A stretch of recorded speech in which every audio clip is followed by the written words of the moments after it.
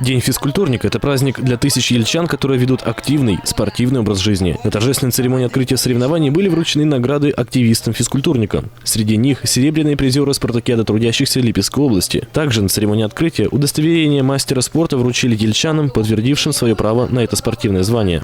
Тем, кто сегодня впервые встал в ваш ряд и убежден, в числе их будут сегодняшние победители. Эти виды соревнований пока не включены в олимпийскую программу. Да и подготовиться к ним не так просто. Опыт и специфические спортивные навыки отходят на второй план, когда приходится бежать в ластах, которые несколько больше привычных размеров. Зато на первый план выходит командный дух. Включили игры ГТО и тем более сделали это именно в игровой форме, потому что, чтобы была команда.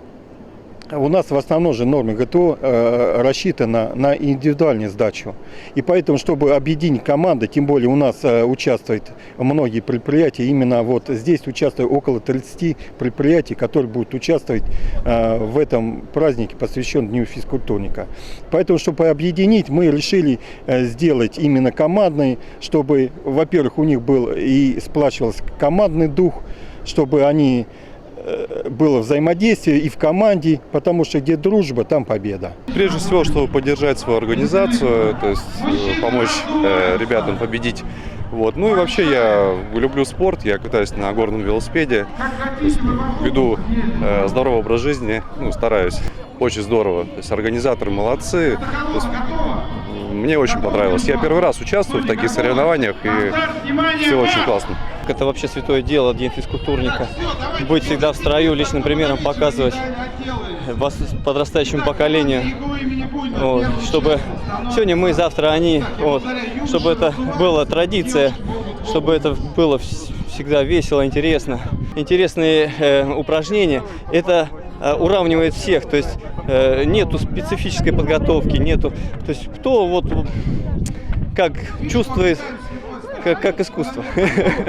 Кто как чувствует, так и делает. Подобная форма соревнований привлекла и новичков, среди которых команда елецкого филиала «Росноу». На свой молодой возраст, опираясь, я понимаю, что на самом деле очень важно поддерживать себя в хорошей форме. Это всероссийская акция, которая проходит сегодня, я думаю, для нас очень важный момент, который впервые участвуем, мы понимаем, что, в общем-то, такие мероприятия нужно проводить довольно часто. Двухлетний Ярослав Матюхин пока выступает вне зачета, зато оказывает моральную поддержку своему папе, защищающему честь сборной управления культуры администрации Ельца. Спорт – это здоровье, здоровый образ жизни. Нужно это поддерживать. И это поддерживается на уровне государства, поэтому мы здесь, мы вместе.